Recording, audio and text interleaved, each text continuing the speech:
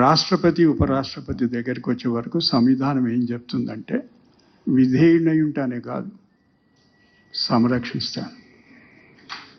I will defend and protect the constitution of India as by law established. అందుకొరకు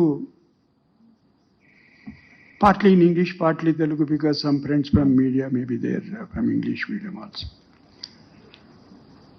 ఇది నా ప్రయాణంలో ఎటువంటి బ్రేక్ కాదు, ప్రయాణం కొనసాగింపే. అందుకొరకు నేను రాజకీయాల్లో ప్రవేశించలేదు. ముఖ్యమంత్రి రేవంత్ రెడ్డి గారు ఒక మాట అన్నారు, ఆయన ఏ పార్టీకి చెందనివాడు. నేను ఏ పార్టీలో నాకు సభ్యత్వం లేదు, ఇదివరకు లేదు, ఇప్పుడు లేదు, ఇక ముందు ఏ పార్టీ సభ్యత్వం స్వీకరించదు. నాన్ పొలిటికల్ పర్సనాలిటీ అనో వ్యక్తి అనో సబబుగా.